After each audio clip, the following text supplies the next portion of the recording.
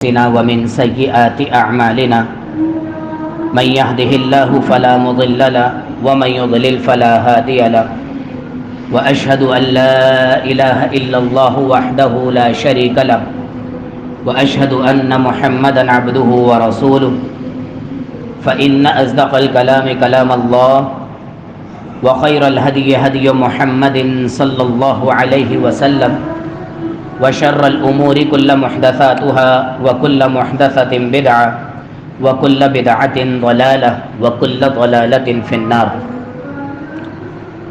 أعوذ بالله السميع العليم من الشيطان الرجيم من همزه ونفخه ونفثه. بسم الله الرحمن الرحيم.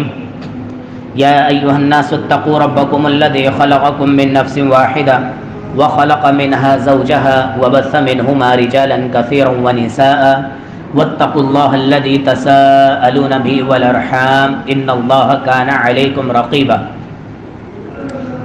يا أيها الذين آمنوا اتقوا الله حق تقاته ولا تموتن إلا وأنتم مسلمون. يا أيها الذين آمنوا اتقوا الله وقولوا قولا سديدا يصلح لكم أعمالكم ويغفر لكم ذنوبكم ومن يطع الله ورسوله فقد فاز فوزا عظيما. اللهم صل على محمد وعلى آل محمد كما صليت على إبراهيم وعلى آل إبراهيم إنك حميد مجيد. اللهم بارك على محمد وعلى آل محمد كما باركت على إبراهيم وعلى آل إبراهيم إنك حميد مجيد. رب اشرح لي صدري ويسر لي أمري واحلل عقدة من لساني يفقهوا قولي. اللهم انفعني بما علمتني وعلمني ما ينفعني وزدني علما. رب زدني علما. اللهم أرنا الحق حقا وارزقنا اتباعه وأرنا الباطل باطلا وارزقنا اجتنابه. تمام تر تعریفات، تسبیحات، تقدیسات، تعریفی بڑائی والے کلمات، ہر طرح کی بڑائی، ہر طرح کی کبریائی اس اکیلے تبارکہ و تعالی کے لیے ہیں جو اس پوری کائنات کو چلا رہا ہے، سنبھالے ہوئے ہے، کائنات کے ایک ایک ذرے کی بڑی باریک بینی سے نشاندہی کیے ہوئے ہے. وہی تبارکہ و تعالی کی ذات ہے جو ہر طرح کی مشکلوں سے نکالنے پر قادر ہے، ہر طرح کی بیماریوں کو شفا میں بدلنے پر قادر ہے، اور تمام تر انسانوں کو آخرکار اس کے پاس جا کر اس کے سامنے کھڑے ہو کر جواب دینا ہے. اور یہ تعلیمات ہم تک کیسے پہنچی؟ ایک ہی ذات کے ذریعے. اور وہ ذات کون سی ہیں؟ پیغمبر آخر الزمان شافع روز جزا محمد الرسول اللہ صلی اللہ علیہ وسلم کی ذات اقدس. کہ آپ علیہ الصلاۃ والسلام نے جبریل علیہ الصلاۃ والسلام سے دین سیکھ کر اور تکلیفیں اٹھانے کے بعد بھی صحابہ کرام کو دین سکھایا، اپنی پوری امت تک پہنچانے کا ایک فریضہ انجام دیا.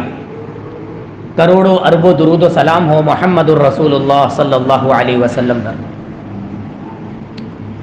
انتہائی مختصر حمد و ثنا کے بعد اللہ تعالیٰ سے دعا ہے کہ اللہ تعالیٰ مجھ ناچیز کو حق اور سچ اور شریعت کے دائرے میں رہتے ہوئے بالکل شریعت کے مطابق بات کرنے کی توفیق عطا فرمائے. ہم سب کو پوری توجہ کے ساتھ اس کو سننے کی، اس کو یاد رکھنے کی، خود اس پر عمل کرنے کی اور آگے پہنچانے کی مکمل طور پر توفیق عطا فرمائے. اکثر لوگ یا کئی ایک بھائی اس بات کا مجھ سے ذکر کرتے ہیں کہ قاری صاحب آپ جمعے میں واقعات نہیں سناتے. تو اصل بات یہ ہے، اس کا جواب یہ ہے کہ عام طور پر میں چلتے پھرتے، سفر کرتے ہوئے، مارکیٹ میں ڈیلنگ کرتے ہوئے، مارکیٹ کی کلاسز لیتے ہوئے معاشرے کی برائیوں پر بہت زیادہ باریک بینی سے جائزہ لیتا ہوں. تو ذہن میں زیادہ تر یہ معاشرہ ہی گھوم رہا ہوتا ہے. اس معاشرے سے باہر نکلیں تو پھر کسی واقعات کی طرف جائیں. یہاں کی کمیاں، کوتاہیاں، ان کو مد نظر رکھا جاتا ہے. اور پھر میں نے ایک چیز کا اثر دیکھا کہ جب ہم زیادہ تر واقعات میں جاتے ہیں تو ہم یہاں پر بیان سنتے ہوئے ان واقعات میں کھو جاتے ہیں، اور دوسری طرف اگر ہمیں ہمارے معاشرے کے مطابق مثالیں دی جائیں گی، میری اپنی زندگی سے متعلق مجھے مثالیں دی جائیں گی، تو وہ قرآن کی آیتیں، وہ حدیثیں مجھے لگے گا کہ واقعی یہ میرے لیے ہیں اور میں اس حدیث پر اس طریقے سے زندگی کے اس مرحلے میں عمل کر سکتا ہوں۔ تو اس لیے کوشش یہ ہوتی ہے کہ زندگی سے گزری ہوئی ریلیٹڈ جو چیزیں ہیں گزرنے والی، انہی کی مثالیں دے کر، اور ہم یہ جو ہماری مختصر سی زندگی ہے 50-60 سال اللہ تعالیٰ نے جتنی رکھی ہوئی ہے، اس کے اندر ہم یہ سمجھ لیں کہ یہ قرآن 1400 سال پہلے آیا تھا، لیکن صرف 1400 سال پہلے اس زمانے کے لیے نہیں آیا تھا بلکہ ہماری زندگی کے لیے آیا تھا۔ لیکن پھر بھی آج آپ کے سامنے 2 واقعات ایسے پیش کروں گا انشاءاللہ تعالی، جس میں ہم اپنے آپ کو دیکھیں گے، اپنے معاملات کو دیکھیں گے۔ سب سے پہلے موضوع کی طرف آتے ہیں۔ ہم سب یہ بات اچھے طریقے سے جانتے ہیں اور بچوں کو بھی سمجھاتے ہیں، جب بچے میٹرک کر لیتے ہیں، جب وہ پریکٹیکل لائف میں داخل ہو رہے ہوتے ہیں یا کوئی بھی کام کرنے کا ارادہ کرتے ہیں، تو ہم بچوں کو یہ سمجھاتے ہیں کہ بیٹا کسی بھی چیز کا جب ارادہ کرو تو پختہ ارادہ کرنا، ارادہ پکا کرنا۔ اور ہم یہ بات اچھے طریقے سے جانتے ہیں، جو لوگ گاؤں گوڑ سے آتے ہیں پیسہ کمانے کراچی میں، وہ آخر کار کما کے جاتے ہیں۔ بھلے سے کراچی میں رہنے والا، شہر میں رہنے والا شخص کتنا پریشان ہو، یہاں کی زندگی ہے، سسرال کو دیکھنا ہے، میکوں کو دیکھنا ہے، رشتہ داروں کو دیکھنا ہے، دیگر چیزوں کو دیکھنا ہے، آنا جانا ہے، فیملی کو ٹائم دینا ہے، لیکن ایک شخص جو باہر سے پیسہ کمانا آیا ہوا ہوتا ہے، اس کا صبح سے شام تک بس یہی کام ہوتا ہے، تو وہ ہم سے بہتر کما رہا ہوتا ہے۔ کیوں؟ کیونکہ وہ ارادہ بنا کر آیا ہے، اور پھر اس نے ایک چیز کو مد نظر رکھا، اور لوگوں کو بھی ہم یہ سمجھاتے ہیں کہ اگر کسی چیز کا پکا ارادہ کر لو تو پھر اس میں دھوپ چھاؤں، سردی گرمی، بیماری اور صحتیابی کو نہیں دیکھنا، بس لگ جانا کام پہ، آخر کار تم کامیاب ہو جاؤ گے۔ یہی شریعت بھی چاہتی ہے۔ دنیا کے معاملے میں تھوڑا سا پیٹرن الگ ہے۔ دنیا کے معاملے میں جب کوئی شخص کمانا چاہتا ہے اور وہ حلال اور حرام کی تمیز نہیں کرتا، دن رات کی تمیز نہیں کرتا، نماز کا وقت ہو رہا ہے نہیں ہو رہا دیکھتا نہیں ہے، کوئی مجھے بے عزت کر رہا ہے عزت دے رہا ہے کچھ نہیں دیکھتا، بس اس کا ایک مقصد ہوتا ہے میں نے پیسہ کمانا ہے، ایک وقت آتا ہے آخر کار وہ امیر ہو جاتا ہے۔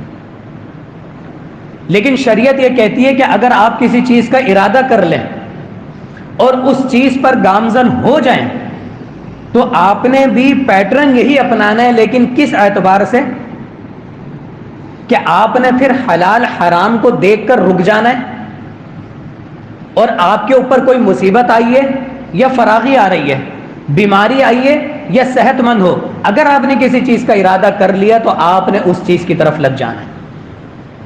آئیے دیکھتے ہیں۔ سب سے پہلے قرآن اٹھاتے ہیں، 15واں سپارہ ہے۔ مجھے امید ہے کہ انشاءاللہ تعالی اکثر لوگوں نے سورہ کہف پڑھی ہوگی انشاءاللہ تعالی۔ سورہ کہف سے پہلی والی سورت ہے سورہ بنی اسرائیل، 15ویں سپارے میں ہے، اور اس کی آیت نمبر 19 ہے۔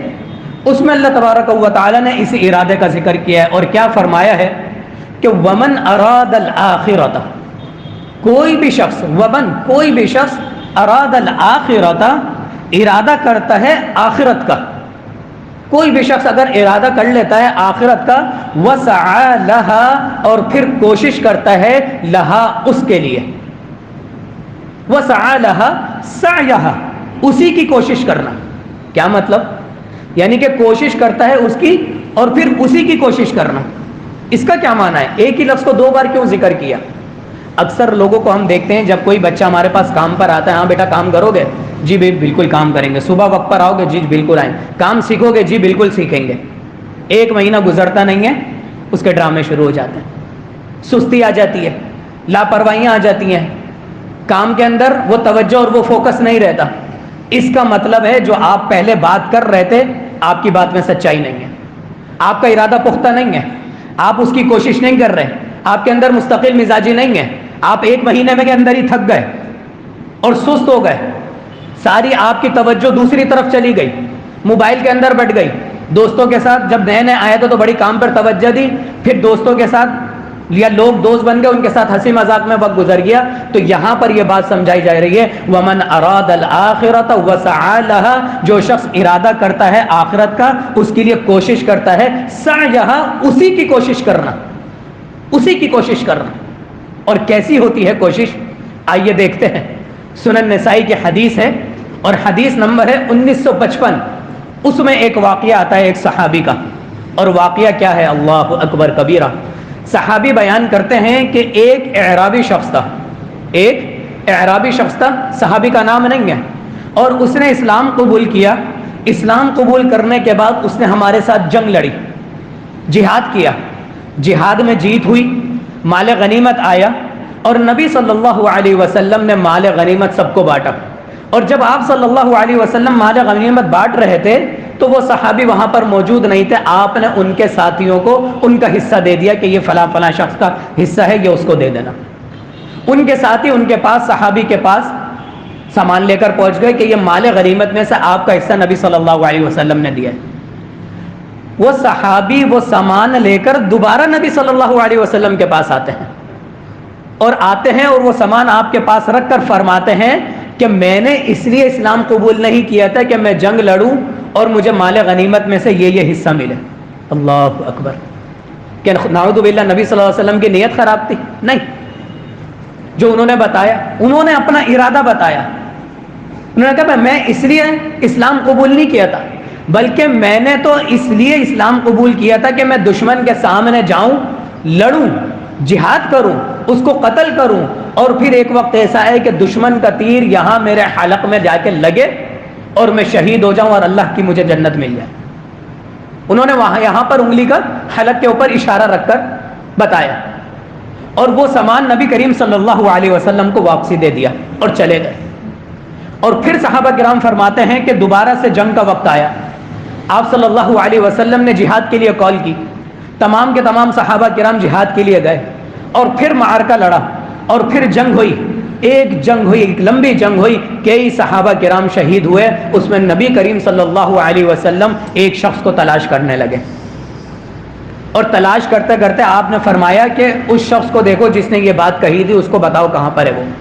کرتے کرتے اس شخص کے پاس پہنچے، اور جب پہنچے تو دیکھتے کیا ہیں کہ دشمن کا تیر سیدھا اس کے اسی جگہ پر لگا، حلق پر، جہاں پر اس نے انگلی رکھ کر اشارہ کیا تھا. اللہ، یہ تھا ارادہ، اور یہ تھا پختہ ارادہ. یعنی کہ دنیا آپ کے قدموں میں آ جائے، ہر چیز آپ کو میسر ہو جائے، ڈیلنگ کرتے ہوئے آپ کو جھوٹ بولنے کا موقع مل رہا ہے، اور آپ کو پتہ ہے کہ یہ بات کرتے ہوئے میرے پاس یہ مال آ جائے گا، میرا مال بک جائے گا، لیکن آپ نے ارادہ چونکہ کیا ہوا ہے کہ میں نے سچ بول کر ڈیلنگ کرنی ہے، آپ نے وہاں پر جھوٹ نہیں بولنا. یہ نہیں کہ 2 دن کے بعد قدم لڑکھڑا جائیں، مال زیادہ دیکھ کر ارادے بدل جائیں. ہم تو علماء کے لیے بھی یہ کہتے ہیں کہ مدارس میں بھی یہ چیز دیکھی گئی ہے، جب زیادہ پیسے کی ریل پیل ہوتی ہے تو کرپشن آ جاتی ہے.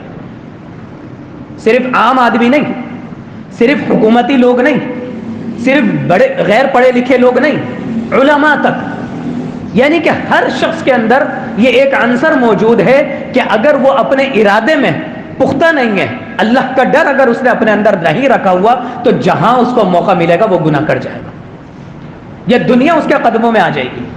اور یہ صحابی کوئی گناہ نہیں کر رہے تھے، مال غنیمت کوئی گناہ نہیں تھا، لیکن ان کا ارادہ یہ تھا کہ میں نے مال کے لیے تو اس چیز میں قدم رکھا ہی نہیں ہے اسلام کے اندر، تو مال مل بھی رہا ہوگا تو میں نہیں لوں گا.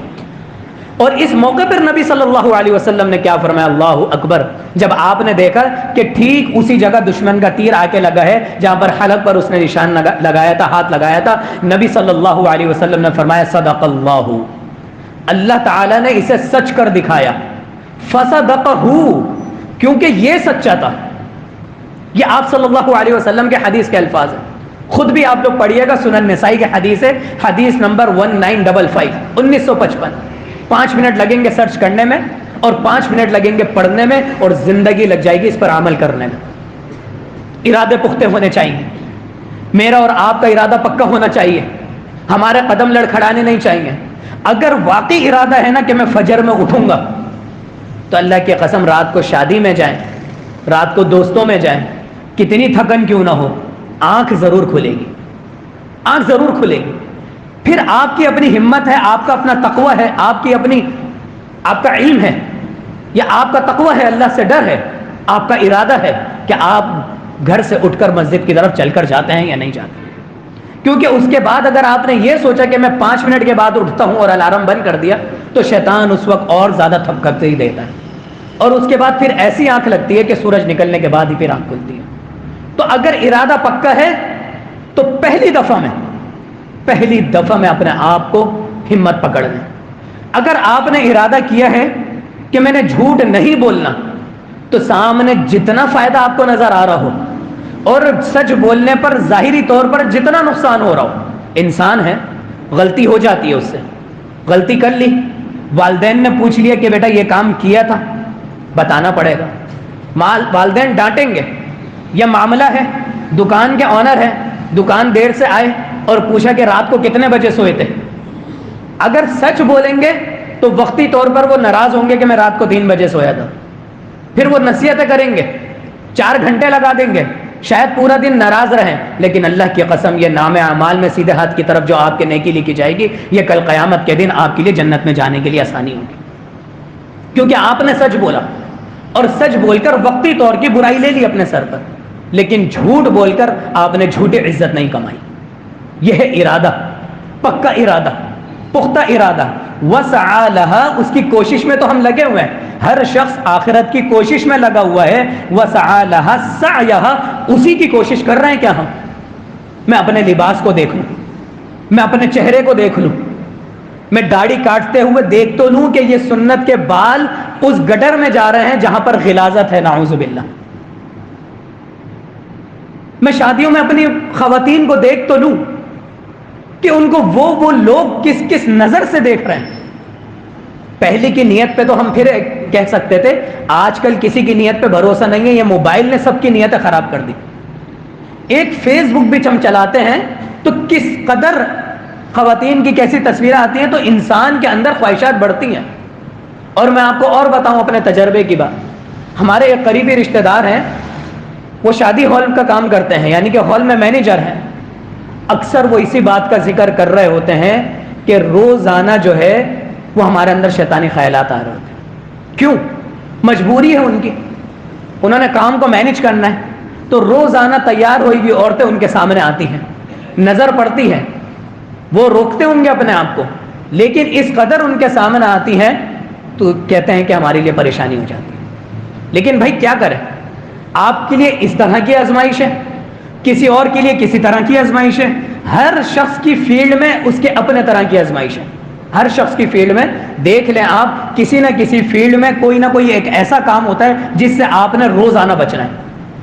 اب نائی کا کام ہے، بظاہر نائی کا کام وہ صحیح ہے، لیکن اس کے لیے آپ داڑھی کاٹ رہے ہیں، ایسے بال بنا رہے ہیں لوگوں کے جو حدیث میں منع ہے کہ آدھا سر جو ہے وہ بالکل بالوں سے غائب ہے اور آدھے سر میں بال ہے. بیوٹیشن کا کوئی کام ہے، خوبصورت لگنا، بیوٹی پارلر کا کام بالکل صحیح ہے، لیکن آئی بروز بنائیں گے، دیگر جگہوں کے بال اکھیڑیں گے، ساری چیزیں گناہ میں آ جاتی ہیں. تو ہر فیلڈ میں، ہماری فیلڈ میں بھی ایسا ہی ہے. جتنا علم ہے اتنا عمل کرنا ہے، کیونکہ ہم سے ہمارے علم کے مطابق سوال ہوگا. تمہیں تو علم تھا، تم نے تو ساری باتیں پڑھی تھی، تمہیں تو سمجھایا تھا استادوں نے، صبح شام تم کتابوں کے آگے تھے، قرآن تمہارے سامنے تھا، تم سے کیوں ایسی کوتاہیاں ہو گئی؟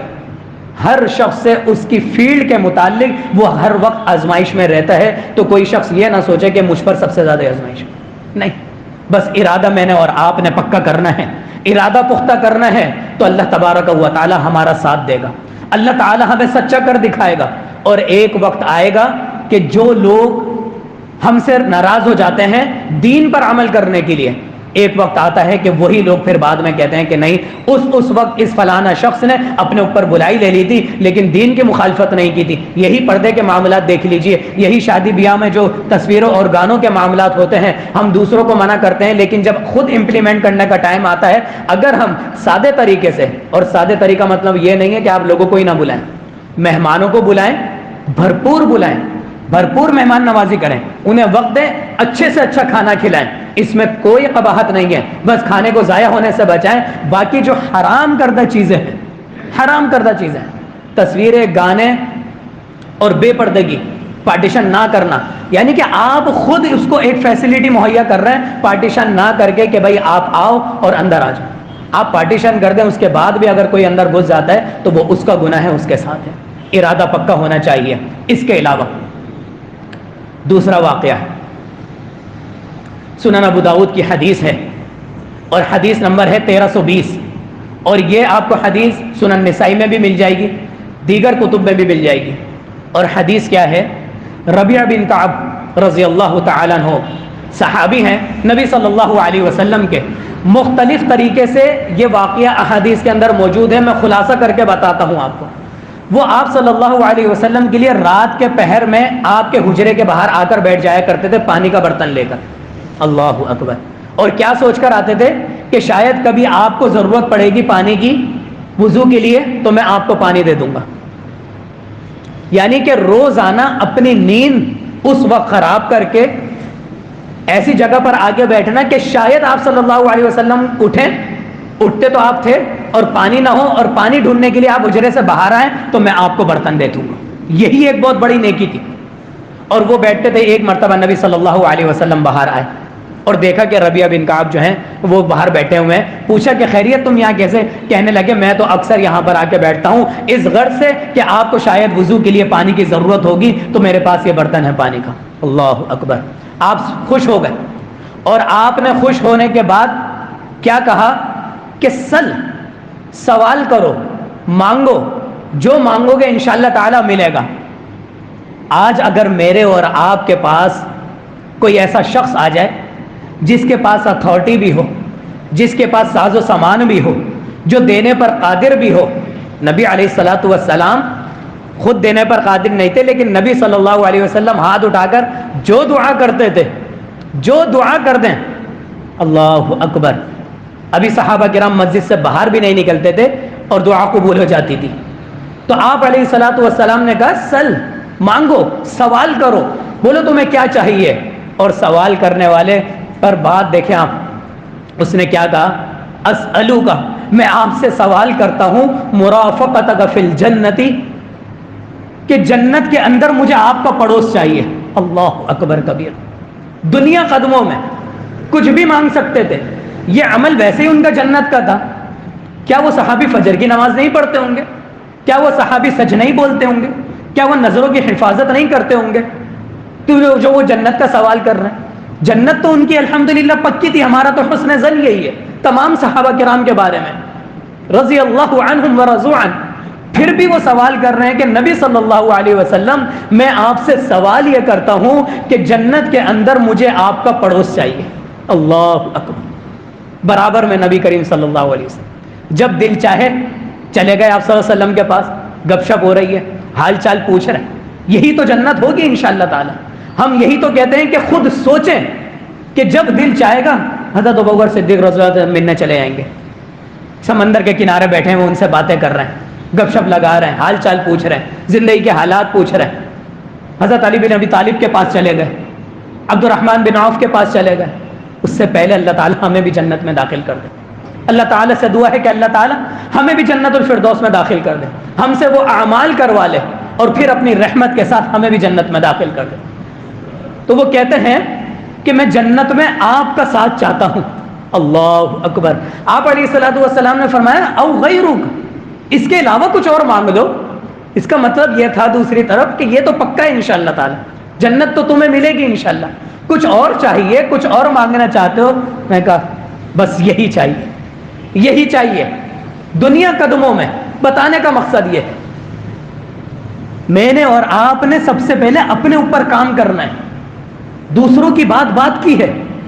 کیا میں نے اور آپ نے اپنے آپ کو اتنا جان لیا کہ اگر دنیا میرے قدموں میں آ جائے میں یہ کہوں کہ نہیں میں نے یہ کام نہیں کرنا، میں نے تو جنت میں جانا ہے. دنیا میرے قدموں میں آ جائے، لوگ میرے سامنے ہر چیز رکھ دیں، دنیا کی آسائشیں میرے سامنے آ جائیں. ہم قناعت پسندی کی بات کرتے ہیں، اگر آسائشیں خود مل رہی ہوں تب کیا ہم انہیں ٹھکرا سکتے ہیں؟ میرے اندر ہونی چاہیے یہ کیفیت کہ کوئی آسائش مجھے مل رہی ہو کہ جناب علی ہم چاہتے ہیں کہ ہم آپ کو بنگلہ دے دیں. نہیں بھائی، میں نے دیکھ لیا بنگلے کا لائف اسٹائل ایسا ہے کہ انسان کو سست بنا دیتا ہے. کیا میں نے اپنے اوپر اتنا کام کر لیا خود میں اپنے لیے اتنے اپنے بارے میں جانتا ہوں کہ میرے آخر ارادے کیا ہیں، آخر میرے ارادے کیا ہیں، کیا مجھے خود پتہ ہے مرنے سے پہلے میں کیا ارادے کمپلیٹ کرنا چاہتا ہوں. اس کے لیے آج میں نے یہ ایکٹیویٹی بنائی ہے آپ لوگوں کے لیے، اور سب سے پہلے میں نے اس پر خود کام کیا ہے، خود ایکسپیریمنٹ کیا ہے. میں نے اپنی 10 ارادے لکھے اور یہ پرچے چھپوائے ہیں، وہاں پر لکھے ہوئے ہیں، آپ نے لے کے جانے، مجھ سے بھی لے کے جانے. سب سے پہلی چیز اس کے اندر یہ لکھا ہے کہ جو کچھ آج بیان ہوا ہے وہ کچھ لکھا ہے میں نے، تاکہ آپ لوگ گھروں میں لے کر جائیں اور پڑھیں اور دوسروں کو پڑھائیں. اور یہی ریکویسٹ ہر جمعے کی جاتی ہے کہ بھائی جو کچھ سن رہے ہو اس کو یاد کر لو. یہ ریکارڈنگ صرف اس لیے نہیں ہے کہ یوٹیوب پہ ہمارا نام ہو جائے، فیس بک پہ ہمارا نام ہو جائے، نہیں. یہ ریکارڈنگ اس لیے کی جاتی ہے یہاں سے گھر میں جانے کے بعد آپ لوگ واٹس ایپ پر سن لیں، دوبارہ یاد کر لیں، تاکہ کسی کو بتانے میں سمجھانے میں آسانی ہو جائے، تاکہ آپ کی زبان سے بھی کوئی بات ایسی نہ نکلے جو شریعت کے خلاف ہو، آپ شریعت کے مطابق بات کریں. اور پھر آج آپ نے گھر میں جانے کے بعد یا دکان پہ جانے کے بعد کیا کرنا ہے، اپنے 10 ایسے ارادے لکھنے ہیں. اور یہ میں نے لکھا ہے وہ ارادے جو ہم زندگی میں مکمل کرنا چاہتے ہیں، مرنے سے پہلے جو ہم چاہتے ہیں وہ 10 ارادے لکھیں، اور پھر ان 10 ارادوں میں سے دیکھیں کہ ان میں سے کتنی ایسی چیز ہیں جو میں لینا چاہتا ہوں اور کتنی ایسی چیزیں جو میں کسی کو دینا چاہتا ہوں. کوئی ایسا ارادہ جس میں آپ خدمت کسی کو دے رہے ہیں، جو آپ کا موٹیو ہو مرنے سے پہلے کہ میں یہ کام کرنا چاہتا ہوں تاکہ لوگوں کو فائدہ ہو جائے. اور کیسے کون سے ایسے ارادے ہیں جو میں مرنے سے پہلے کرنا چاہتا ہوں جس سے مجھے فائدہ ہو جائے اور میری فیملی کو فائدہ ہو جائے. اپنے اوپر کام کرنے کی ضرورت ہے، اپنی نیچر کو سمجھنے کی ضرورت ہے، اپنے آپ کو اس قابل کرنے کی ضرورت ہے کہ دنیا ہمارے قدموں میں آ جائے، اچھائیاں ہمیں مل رہی ہوں، مال ہمیں مل رہا ہو، آسانیاں ہمیں مل رہی ہوں، لیکن وہ آسانیاں اگر ہمیں دین سے اس کے مخالفت ہو رہی ہو یا دین کے اندر ہم سست ہو رہے ہوں تو ہم ان آسانیوں کو نظر انداز کر دیں، ان آسانیوں کو نہ لیں، اور پھر اپنے ارادوں میں پختہ ہوں. اور اگر اپنے ارادوں میں پختہ ہوں گے، صدق اللہ، جیسے اللہ تعالیٰ نے اس کو دنیا کے سامنے سچ کر دکھایا. اور کب سچ کر دکھایا اللہ نے؟ جب وہ اس دنیا سے چلا گیا. ہم یہ چاہتے ہیں کہ آج میں نے کوئی کام کیا اچھا، اور اگلے ہی دن 1 ملین لائک ہونے چاہیے، اسی کے چکر میں لگے رہتے ہیں. سارے گروپوں میں شیئر کرنا ہے کہ لائک کریں، شیئر کریں، اس کو زیادہ سے زیادہ سبسکرائب کریں، فلانا کریں، ڈھماکہ کریں. بھائی آپ اپنا کام کر کے گزر جائیں.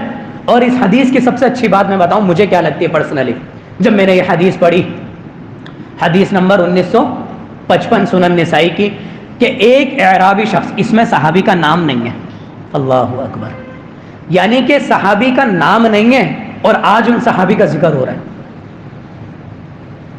ابھی بھی ان کے درجات بلند ہو رہے ہیں. ان کے اس عمل سے ہم موٹیو ہو کر ہم عمل کر رہے ہیں اور مسجد و منبر میں بیان ہو رہا ہے، تو ان کے لیے تو صدقہ جاریہ بن گیا ان کا عمل. آج بھی ان کو ثواب مل رہا ہے اور ان کا نام تک ہمیں نہیں پتا. تو اس سے مجھے یہ خاص کر سبق یہ ملا جب میں سوشل میڈیا پر آیا تو میں نے کہہ دیا کہ نام آتا ہے آئے، نہیں آتا نہیں آئے، ویڈیو آتی ہے آئے، چہرہ آتا ہے نہیں آئے، ہماری بات لوگوں تک پہنچانی چاہیے. کوئی ویڈیو بنا لے تو بنا لے، ہماری جو ذاتی کوشش ہے وہ آڈیو کی ہے کہ ہم آڈیو ریکارڈ کر کے لوگوں کو پھیلا رہے ہیں. زیادہ سے زیادہ آپ سنیں، لوگوں کو سنائیں، اور صرف سننا سنانا نہیں ہے، عمل کرنا ہے، اپنے گھر کو بہتر بنا لیں. تو سب سے بہترین چیز اس کی یہ ہے کہ آپ یہ نہ سوچیں کہ میرا نام ہوگا تو پھر میرا کام ہوگا. نہیں، نام نہ بھی ہو، آپ صرف اللہ کے خاطر آپ کر جائیں. اللہ نے آپ کو مشہور کرنا ہوگا تو کر دے گا، لوگوں کے اندر آپ کا عمل اجاگر ہو جائے گا، اس عمل کے ذریعے لوگوں کی زندگیاں بدل جائیں گی، آپ کے لیے صدقہ جاریہ بن جائے گا. اللہ تعالیٰ سے دعا ہے کہ جو کچھ ہم نے سنا ہے، جو کچھ سنایا گیا ہے، اللہ تعالیٰ ہمیں اس پر مکمل طور پر عمل کرنے کی توفیق عطا فرما دے. اقول قولی ھذا واستغفر اللہ.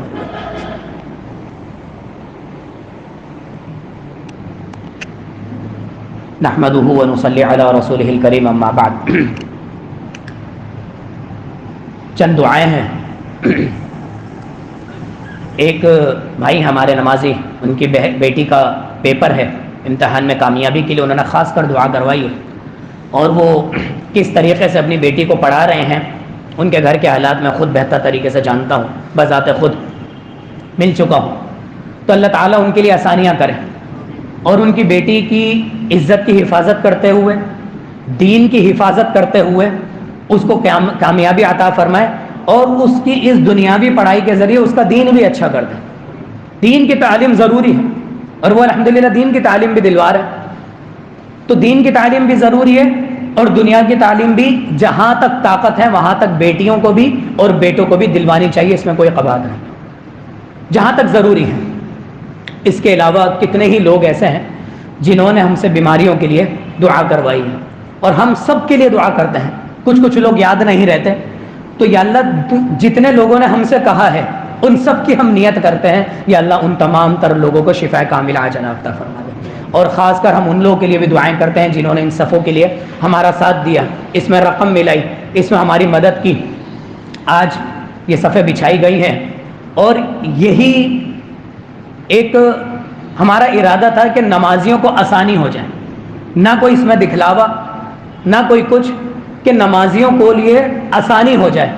سردیاں آ رہی ہیں، تکلیفیں نہ ہوں، پیر سن ہو جاتے ہیں، دیگر چیزیں ہو جاتی ہیں، اس میں کوئی دکھلاوا، کوئی آسائش یا کسی اور چیز کی ہماری نیت نہیں تھی. اللہ تعالیٰ سے دعا ہے کہ جتنے لوگوں نے اس میں تھوڑا سا بھی حصہ لیا ہے ان کی حلال روزی میں برکت عطا فرما دے، مزید دین کا کام کرنے کی ہم لوگ کو توفیق عطا فرما دے. خلوص دل سے ہم کو جمعہ پڑھنے کی، اس کو سمجھنے کی، اس پر عمل کرنے کی اور اس کو آگے پہنچانے کی ہم سب کو توفیق عطا فرما دے. اللہم احسن عاقبتنا فی الامور کلھا واجرنا من خزي الدنيا وعذاب الآخرة. اللهم انا نعوذ بك من جهد البلاء ودرك الشقاء وسوء القضاء